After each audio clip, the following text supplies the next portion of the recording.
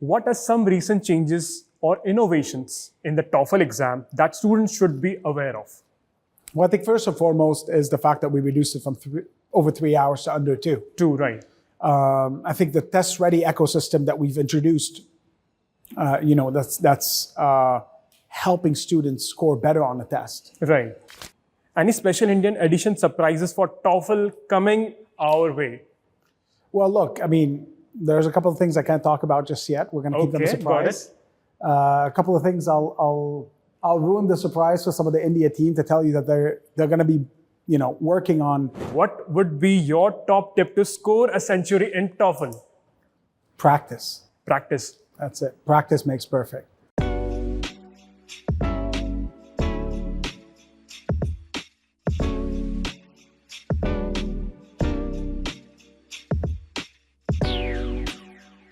Hello everyone and welcome to the special edition of PW IELTS and TOEFL Prep. Today we have a special treat for you, a fun and insightful conversation with the Global General Manager of the TOEFL program at ETS. He has led an edtech company and has served as the Global Director in one of the multinational corporations. We are thrilled to have him with us.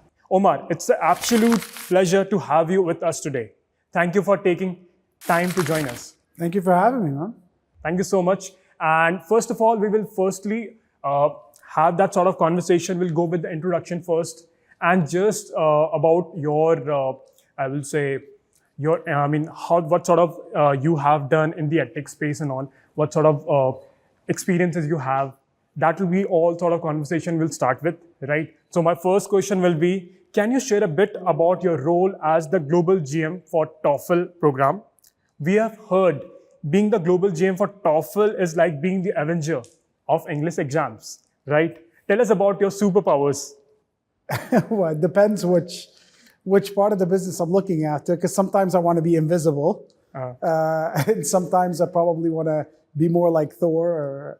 But yeah, so ultimately, my remit is looking after the global P&L of TOEFL, which encompasses operations, marketing, sales, product, innovation, customer success, customer care, name it, legal, finance, etc. But what's more important and a bigger part of this mission, and it's quite humbling, is to provide access to those who want to study abroad and work abroad, etc. So that's really a big focus of mine. Providing education to those unprivileged and also the privileged ones. That is the major agenda, I guess. Majorly impact and access are having an impact in the edtech, right? Education sector. And education as a whole, correct. Got it. And I recently got to know that TOEFL is the upcoming most accepted exam that is being accepted by the institutions and all. Yeah, 13,000 institutions 13,000 institutions. It's a 6-year-old test, so one could say we started this industry as a whole. TOEFL has been administered to over 40 million students worldwide, as in 160 countries, 13,000 institutions. We're accepted everywhere in the US, everywhere in the UK, everywhere in Australia, everywhere in New Zealand, everywhere in Canada. So, with the golden standard of English proficiency testing. Right. And I also did some research that not just accepted, but you have been the pioneers of this exam, English proficiency test. So we'll have that conversation as well. Yeah, started 60 years ago. Right. So very often a lot of test takers today, your parents have probably also taken TOEFL. Yeah, right. That's really good. And I will say that's really intriguing to know about that.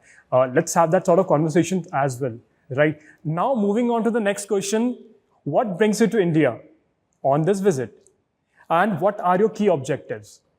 First, butter chicken. Oh, I was just about to ask that. Are you here to try our famous butter chicken? Yes. Or is there some else agenda of yours? So look, I'm very fond of India as a whole. I grew up in Montreal, and the West Island of Montreal is a buoyant community of Indians that settled in Canada. My best friends are Indian, grew up in that environment, grew up eating butter chicken, seriously. Oh. Then moved to Dubai, lived 12 years in Dubai, Dubai has a huge Indian expat community. Right. And I've been to India multiple times. I worked for 𝐒𝐿TS for a while, so I spent weeks on end here, actually in the hotel next door, working with the India team. So first of all, coming like India, and it's weird to say, but because this is where essentially my circle of friends, where I lived my adult life, et cetera, India is almost like second nature. Anytime I'm here, it feels like, oh yeah, I know this place. I'm comfortable here. This is my second home. And the food is absolutely unbelievably incredible. So you like the spice and all? Everything. Oh, just yeah. So from veg to non-veg options, bring it. I'm here and I'm hungry. And I think that's the India team. Besides being excellent hosts here, that I think they know what I'm after too. So hopefully, got it. I think I should ask more sort of cooking questions, sort of cookery questions. I will ask that.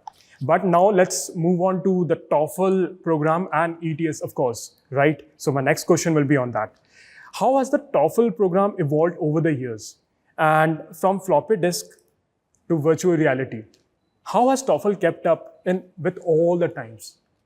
Well, it's a great question, especially that we've unveiled our latest incredibly cool partnership brand and partnership. Right. You're good. So I mean, for us, we're taking a view of the student in, not TOEFL out, right? So it's really about the student experience. So first and foremost, we're trying to get as close to the student as possible, be their journey partner throughout their educational journey, but also throughout their career. Because ultimately, TOEFL is a test that enables them to study abroad. Right. They're studying abroad to enable them to get the job of their dreams.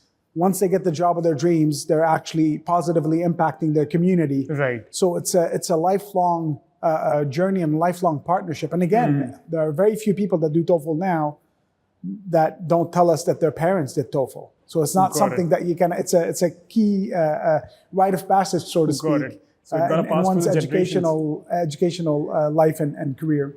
But I think most importantly, we're looking at so many different ways to improve the experience. Of course, this is not just a logo. It's really a deeper meaning to that, where we want to partner with the students. But going before that, last year, we announced a shortened version of the test, which lets somebody go in and perform a test in under 2 hours with the rigor of the TOEFL brand, with the credibility that it comes with the 13,000 institutions that accept us. And one of the main reasons is like, well, why did you reduce it from 3 hours to 2 hours? Right. Well, I don't know if you've done anything for 3 hours, but by that third hour, you're kind of tired. Right. You're probably not all there. Your mental capacity is probably diminished. Your brain is drained out. And all we're doing by not reducing it, if you keep it at 3 hours, are we really getting the best of you? And are you the most fresh you could possibly be? So we figured, reducing that really had the student in mind exclusively, right? And another product that we introduced earlier this year was TOEFL Test Ready, which is an ecosystem of supporting the students be more ready for the TOEFL exam, where those who are doing Test Ready are scoring on average 5 points higher on the TOEFL test than those who are not. So we're really thinking, how do we make the experience better for the student? How do we make it less taxing mentally, physically? How do we make the student come in a little bit more ready so that they're confident, so on and so forth? Right. I just want to say that TOEFL and PW both are student-centric, right? Am I right? 100%. And we are actually, you have been continuing that legacy, like you said, that has been passed on generation, right? So moving on to the next question. What are some recent changes or innovations in the TOEFL exam that students should be aware of? Well, I think first and foremost is the fact that we reduced it from over 3 hours to under 2. 2, right. I think the test ready ecosystem that we've introduced, that's helping students score better on the test. Right. Our rebranding is essentially a love note to our students saying, hey, look, we want you to be associated with us. We want you to know that we're really thinking of you first as we're taking that journey on with you. And I think what's more important, and you'll start seeing that in the months and years to come, is we're taking an outside-in perspective. We're really thinking of the student first. We're thinking, how do we, and through the student journey, what we call moments of truth. Right. Every interaction that you'll have with TOEFL, be it a test center experience, a website experience, a brand experience, if you're speaking to TOEFL team members, if you're calling in the customer service, I don't know if it's been announced yet, but it's coming, where we're extending our hours. We're extending the availability of our customer service so that we're really there for the customer. And it's really, again, looking from an outside-in perspective. Got it. TOEFL is part of ETS. ETS is a nonprofit organization. So we're driven by impact. We're very mission-driven, and we want to really provide that access. And I think if you look at places like India, for instance, we're starting to accept TOEFL tests paid in rupees. We're extending a lot of partnerships and increasing our test center availability. We're increasing partnerships with companies such as yourself to really make an impact at a wider scale. So we're really investing heavily to making sure that we're not just an English test, we're a journey partner. Right. And it's, I will say TOEFL right now, it's more accessible. In the recent years, we have seen that TOEFL has been rising in the trend. It's more accessible and it can be taken from home as well.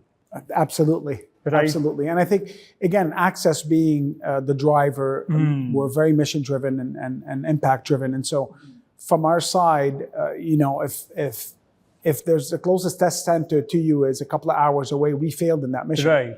And so irrespective of what that would mean in terms of what the cost to administer that test would be, we're driven by the fact that we want to get that test center closer and closer to you, and not so much the unit economics of it. Right, got it. Now continuing to the next question. Now, how does ETS ensure the quality and fairness of the TOEFL exam, globally? Ensuring fairness globally must feel like balancing 100 spinning plates at once. How do you do it? Well, first and foremost, being the most widely accepted test. Right. You could only achieve that by also being widely recognized as a fair and equitable test. Right. Institutions are not interested in unfairness. They're not interested in skewed or bias. What they're interested in is, hey, can you give me an unbiased view of this person's capability and ability, right?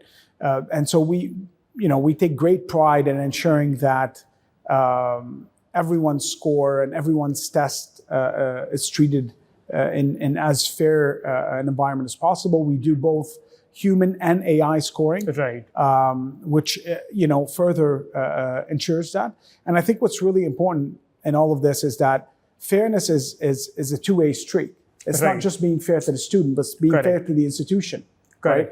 The institution want to make sure that if you scored 100 on your TOEFL test, and I start speaking to you, you're speaking like someone who scored 100 on a TOEFL test, right? You're not kind of, looking for words and mumbling, and your English speech is not really representative. And we've seen, unfortunately, different up-and-coming fun tests that, you could score a little higher than your actual capability. And so we need to be fair to the institution. And the reason why we're so widely accepted is because institutions know if you score 100 on your TOEFL test and I start speaking to you, well, I'm not going to be surprised, right? And very often, unfortunately, you get a worse surprise. No student sends out a bad score and speak better than their score. Usually when there's this difference between the score and the student's capability, it's usually very negative. Got it. Right? And so for us, we take great pride in making sure that the score is a true representation of the student's capability. Got it. So this is the secret sauce. Now I got it.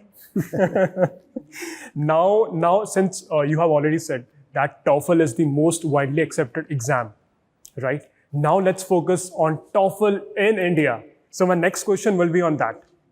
How important is the Indian market for TOEFL and ETS? Is the Indian market the spice to your TOEFL curry? That's a good question. India is known for the spices. Yeah, so Bharat. Right. There should be a spice to it. Right. And so, India is one of the most important countries in the world when it comes to student mobility. Right. Correct. And TOEFL's aspiration is to be a key enabler for student mobility. Got it. And so it goes hand in hand that it's a key focus market for us. But I think what's really important is socioeconomically, the Indian middle class is growing significantly, and it's more and more looking to expand its horizons and its access to universities worldwide. Right. And we just want to play our role in this and facilitate that access and making sure that we shed the light not only on what exists globally, but shed the light globally to what exists in India. And I think one of the biggest value adds that we bring to a lot of our partners is the fact that we have strong presence on the ground in India, where a lot of our institutional partners might not, right? So a lot of the universities might not be as well-versed in the different nuances of India and metro and India rural, et cetera, whereas we are. And that expertise, all that does is actually increase visibility to the Indian student to the international schools. Got it. Right. And we're playing that role. We're that bridge in between. Got it. So I can understand your perspective towards the Indian students. And it's always that you are still, just bringing that, reiterating that you are so student-centric. That comes, you are coming in India, you know that India is mostly the tier 2, tier 3 cities, like you said, for the middle class. You think for those students as well. I think this is really good for Indian students. Now moving on to the next question. Are there any specific initiative by ETS to support the Indian students? Any special Indian edition surprises for TOEFL coming our way? Well, look, there's a couple of things I can't talk about just yet. We're going to keep them a surprise. A couple of things I'll ruin the surprise for some of the India team to tell you that they're going to be, working on, some fun introductory tools for those who are starting to kind of get intrigued about TOEFL, the test, and the ecosystem that comes with it. I think what's really important is to recognize some of the efforts that the team on the ground has been doing, where they're giving a lot of scholarships every year, and that I think is going to be growing. Where I think it's 2.5 lakhs that they're giving in scholarship for students based on merit, not based on affordability. Got it. Right. So it's if a student scores a certain score and does a test, it's being evaluated. And then I believe this year they gave up to 10 prizes of 2.5 lakhs each. 10. Oh. Right. And I think next year, hopefully I'm pushing the team to be a lot more aggressive than that and be a lot more generous. And of course that's, they're going to come back and ask for budget for that, and I'll be happy to support. But there's, a lot of initiatives to, increase access, increase visibility, and making sure. I think you were saying, what do you want people to know about TOEFL and the changes? Actually, the changes are there and they're important. What I want people to know is that TOEFL is the most widely accepted test in the world. Right. So if you want options, TOEFL is the option for you. If you want to be able to apply to the US and Australia, TOEFL is the option for you. If you want to make sure that you're tapping into and you maximizing your chance of getting accepted in Western universities, that's what TOEFL is there for, right? So, there is a potential stigma that we want to shake off. TOEFL is very strong in the US because we're an American-based company. Right. But it is not the only place that accepts TOEFL. We're the most widely accepted test in the world. So I think I want that to be a key takeaway from anybody that's watching this. It maximizes your chances of getting accepted. Up to 90% of students that were surveyed, 90% say that TOEFL score has helped them land their first or second choice university. 98% of teachers say that studying for TOEFL helps prepare students to actually perform better in classrooms. Got it. Right? So there's a huge impact that preparing for TOEFL, let alone taking it. So preparing for TOEFL helps you get prepared for your classroom experience and English-speaking environment, and then getting a good score on TOEFL is one of the biggest catalysts for you to get accepted in your first or second university. Those are massive statements. Right. I think this is the highlight of this conversation. That's really great. Awesome. Until you make me speak Hindi. Yeah, definitely. That we will definitely come to that exciting part. Right. Now moving on to the Indian audience. So Indian audience, if you're watching this, so do not miss this part. My next question. What advice would you give to Indian students preparing for the TOEFL? If you were a cricket coach, cricket is that sort of game which is loved by all the Indians. if you were a cricket coach, what would be your top tip to score a century in TOEFL? Practice. Practice. That's it. Practice makes perfect. So if you're going to just rock up to the test, not, just like everything else in life. Practice. If you're going to get off the couch and run a marathon, even if you're in good shape, if you practice a lot more, you'll actually have better time, right? So it's just practice. It's not rocket science. It's an English test at the end of the day. If Right. you practice and you know your stuff and you come a little prepared, what ends up happening is two things. One, you're actually more prepared to perform. Most importantly, two, you're way less nervous. Right. So your brain is performing at maximum capacity because you don't have nerves. You're ready. You're good, right? So just practice. You're effortless. So students, please take a note. Practice, practice, and practice. This is another highlight of the video, right? Now moving on to some of Omar's personal insights. All right, Are you ready? let's go. Okay. Can you share some of your experience and challenges of students learning the English language? What steps should they take to learn gradually? Well, I'll speak about my experience, man. I learned English when I was 18. I was a A2 level student throughout high school. Okay. True story. I'm French educated. I didn't speak English until I was probably 18, 19. Most Hollywood movies that I was watching were dubbed in French. Oh, And what I started focusing on a lot more was, immersing myself in the English language. I loved movies. I loved music. So for me, it was like watching movies in English, listening to music. That was for me key because it got me to kind of, not be foreign to what I'm hearing.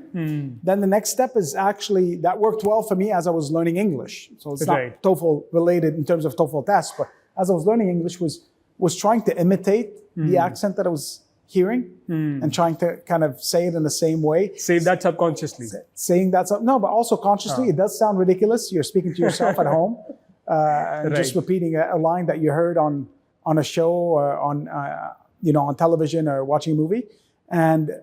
But that really worked. I mean, for all intents and purposes, people might think I'm a native English speaker. I learned English at 18. Can I ask a follow-up question? Yeah. Ever had a student mix up dessert and dessert? Any fun language learning anecdotes that you have? I've had many instances where students could potentially either mix this up or idioms, like it's raining cats and dogs, and then people are looking like, what are you talking about? So just taking some of those idioms that could be quite funny actually if you interpret them literally, Right. and just taking them for face value is some of those. And I unfortunately use a lot of colloquialism and idioms in the way I speak, and sometimes for a non-native speaker, that might get, wait, what is he talking What about? is that? Right. Exactly. So there's a lot of expressions in English that are potentially, Non-native won't understand. or sometimes offensive. I won't get into those, but some of them could be offensive to certain cultures where other cultures it's perfectly fine. Right? Got it. Got it. So I've gotten in a bit of trouble using offensive expressions where other cultures will not find offense to it. Got it. So be careful out there. Got it. Got it. So now moving on to the next question. What trends do you see shaping the future of global education, especially in the context of standardized testing and English language learning? Can you predict the next big thing in education? Is it flying textbooks or hologram of the teachers? Man, you're going to get me to talk about metaverse stuff. I'm joking. Look, it's, nobody really has a crystal ball over where this is going. Right. But we do know one truth, is that education is bound to become more and more and more accessible. As technology is, driving a lot of the innovation, it's driving down cost for access. Think about how life was. And you guys are young. I mean, I'm way older. But Not really. I clearly remember days where I didn't have a smartphone. Clearly remember days where Wikipedia did not exist. Clearly remember days where Google did not exist. So imagine I'm asking you something right now and you don't have access to Google, your smartphone, or Wikipedia. Right? So access to knowledge is becoming more and more and more ubiquitous, right? Got it. And so education is following suit. So I think ultimately, whether it's a hologram or flying textbooks or whatever analogy you want to use, there's only one truth, is that it's becoming a more achievable and more accessible reality. Education is no longer for the rich. Got it. And if education enables you to change your life, Correct. you're heading in a space where your chances of being able to change your life are exponentially larger than that of your parents or your grandparents before them, so on and so forth, because of that access. So I think it's incredibly important. Got it. Thank you so much for this input. Now let's move on to the fun part. My third question on your personal insights will be sort of funny. Everybody have hobbies, right? You also have hobbies. I want a question on that. Can I? Of course. Okay. Do you have any hobbies or interests outside of your professional life? Are you a secret master chef that you already said that you have an interest in cooking and all? Or do you binge watch series like the rest of us? Binge watch has been quite tough lately because I'm traveling every week, every second week. I'm based in Paris. Last week I was in Beijing. 2 weeks before that I was in Korea and Japan. And so binge watching is no longer a reality. I mean, it never really was, unless I wanted to numb my brain. So my secret strength or my secret hobby is I'm actually a pretty good cook. Oh, I'm a pretty good chef. I mean, I'll show you after this some of the pizzas I made 2 days ago. I'm a pretty good chef. So I could cook up a storm. Master chef. Right. So don't give me. So one thing that I'm really scared of is cooking fish. Oh. Don't know why. I either overcook it or undercook it. Okay. Give me meat or give me any kind of vegetarian meal. I'm okay with. I'm a big barbecue fan. Oh. But I love pizzas.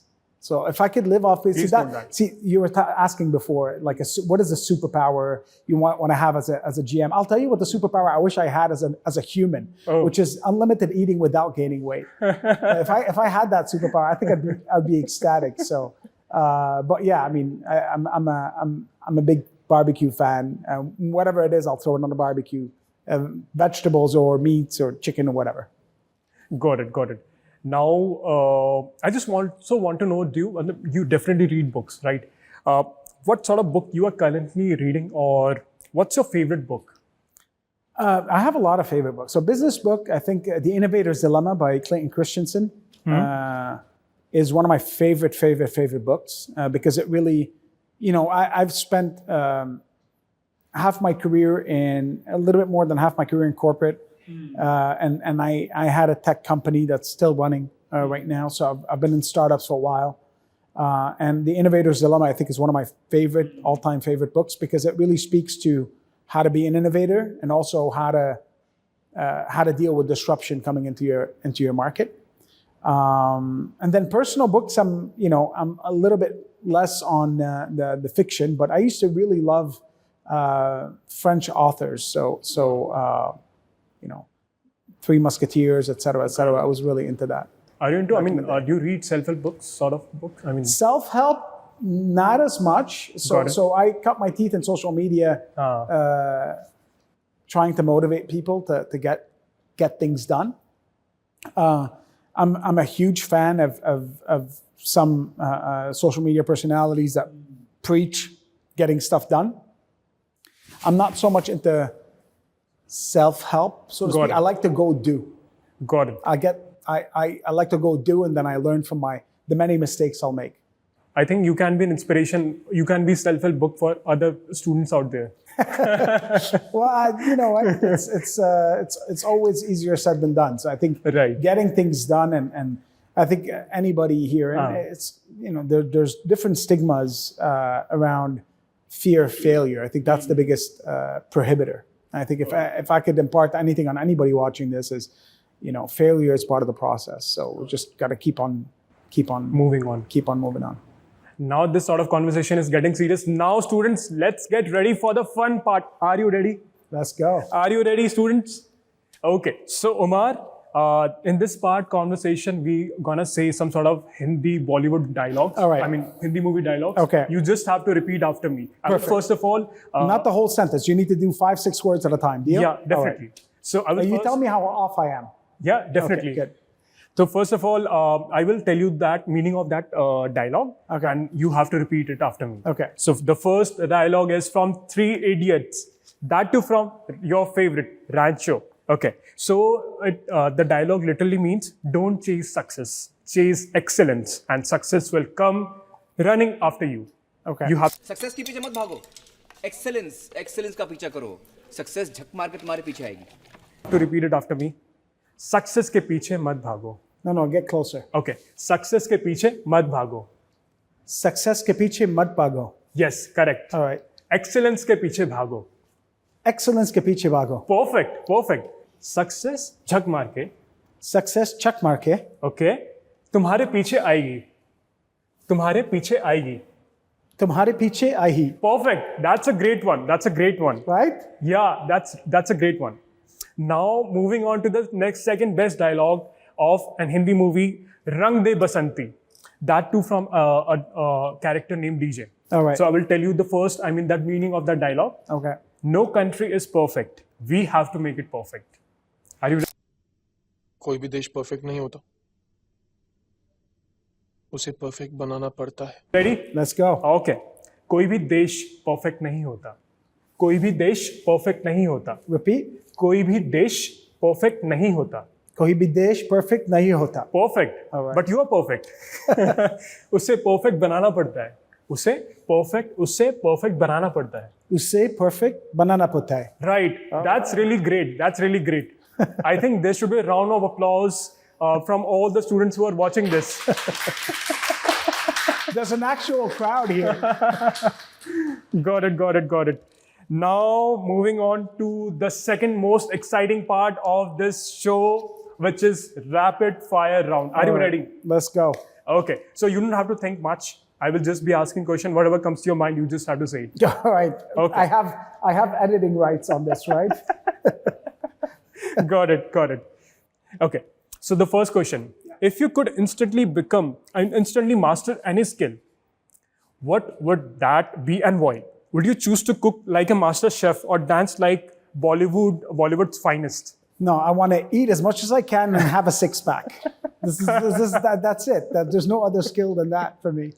I hope this matches someday. Got it. What is the funniest or most unexpected thing you have seen on social media recently, as you are a top influencer yourself? Dude, there's some stuff I can't say on camera, so Got it. I'll pass on this one. Got it. Not a problem. Yeah. Not a problem. Okay. The third question will be very interesting. Let's go. Okay. If you could have dinner with any one person, dead or alive, who would that be and why? Who's your dream dinner date? A historical figure, a celebrity, or someone with legendary cooking skills? Oh, man. This is a good question, I guess. It is a good question. Steve Jobs. Yeah. Nice. Yeah, I'm a huge Steve Jobs fan. You are an innovator yourself. I guess this is where It's can mainly to understand. kind of, he's been there, done that, failed, came back. So I think that would be an interesting conversation. Steve Jobs has been an inspiration for many, and after watching this video, you will also become an inspiration. Many of the Indian students out there, right? Moving on to the next question. If you were a superhero, what would your superpower be? Flying to avoid traffic jam, or invisibly to sneak into, or what would be your superpower? Flying. I think flying. Flying. Yeah, it's not to avoid traffic jam, just flying. Got Invisibility is pretty cool too. I don't know. Flying invisibly. Oh, now you got me. Okay. What sort of advice you would like to give it to your younger self? Man. I thought this was the fun round. You're getting deep now. Don't sweat the small stuff. Got it.